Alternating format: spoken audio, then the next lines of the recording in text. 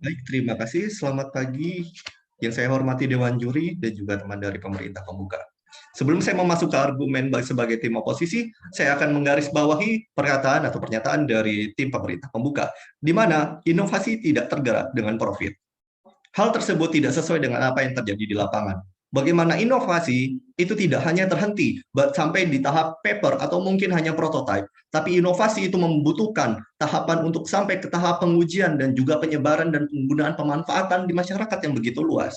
Dan kita melihat sendiri bagaimana inovasi itu dapat menyebabkan perubahan pada masyarakat, dapat membantu untuk mewujudkan alat tersebut atau hal tersebut. Kita membutuhkan adanya pengujian, yang dimana itu akan dilaksanakan di laboratorium penguji, dan juga bagaimana dengan kita dengan laboratorium komputer untuk mensimulasikannya.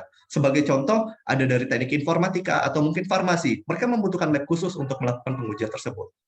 Dan hal tersebut tidak serta-merta tanpa adanya bantuan dari pihak-pihak yang membutuhkan profit, sebagai contoh tenaga ahli dan juga mentor. Tim oposisi di sini telah menyatakan bahwa inovasi itu adalah hal yang sangat membutuhkan profit dan juga pengembangan lebih lanjut. Oleh sebab itu, komersialisasi pendidikan itu tidak seperti apa yang tim pemerintah pembuka bayangkan.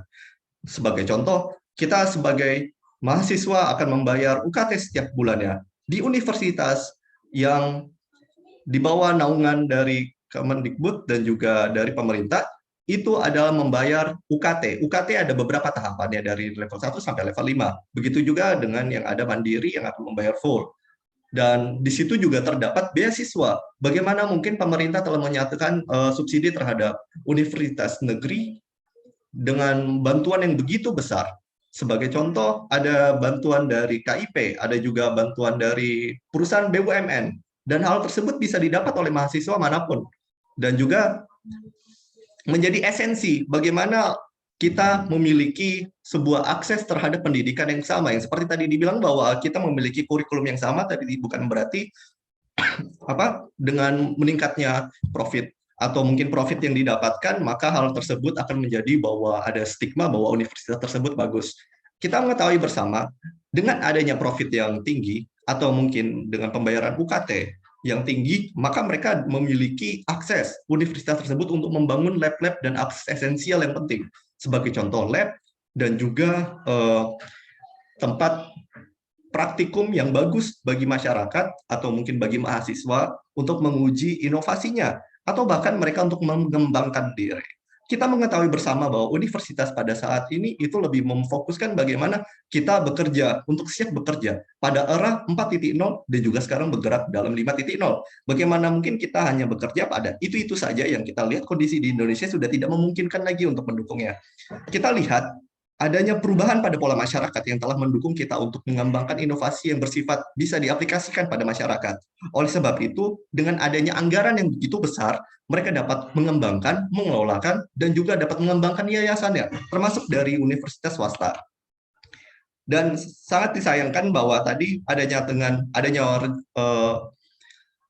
pernyataan monopoli dari universitas swasta, hal tersebut sangat disayangkan karena untuk mencapai dalam tahap misal sebagai contoh profesor atau tenaga ahli, mereka sudah mengeluarkan lebih banyak pengorbanan, dan bagaimana mungkin mereka tidak digaji dengan upah yang begitu besar.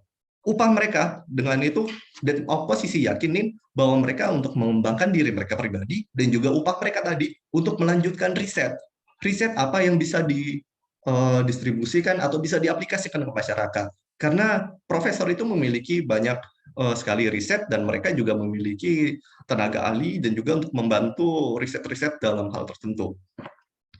Komersialisasi pendidikan itu tidak semerta-merta merugikan masyarakat dan juga mahasiswa, karena hal tersebut justru membantu iklim pendidikan yang ada di Indonesia.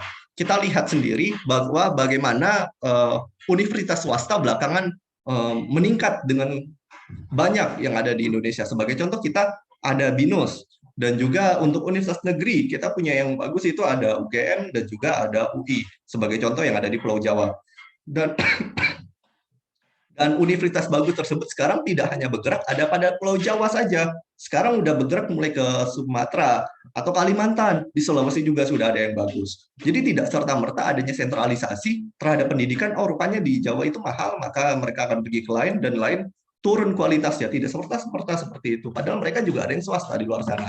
Jadi dengan adanya komersialisasi tersebut, perguruan tinggi atau dengan menarik UKT yang begitu tinggi, mereka memiliki akses, mereka memiliki kemampuan untuk mendatangkan tenaga ahli, mengadakan kegiatan, mereka membangun laboratorium, dan juga mereka bisa melaksanakan penelitian yang begitu esensial.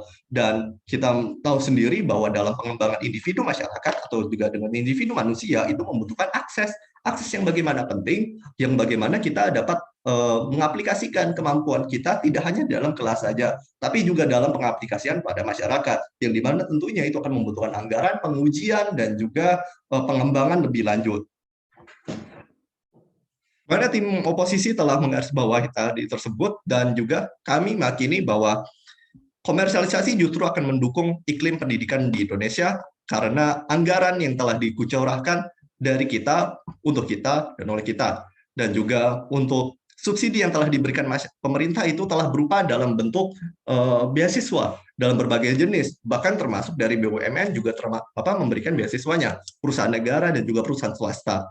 Itu akan kembali tergantung pada masing-masing mahasiswa. Apakah mereka berniat atau bersedia untuk mengambil beasiswa tersebut? Apakah mereka mampu dan mereka memiliki kualifikasi untuk mengambil beasiswa tersebut? Justru itu yang menuntut pengembangan individu dari mahasiswanya. Apakah mereka sanggup dan siap? Kalau mereka siap, berarti mereka akan mengambilnya dan juga mereka akan menerima resiko. Seperti apa yang akan mereka bayangkan? Dan di sini tim oposisi juga telah melihat bahwa adanya berbagai contoh beasiswa yang telah diberikan dengan pemerintah akan membantu pengembangan mahasiswa tersebut ke depannya dengan memberikan insentif dan juga hibah terhadap akses dan layanan pendidikan dan universitas yang ada di daerah-daerah.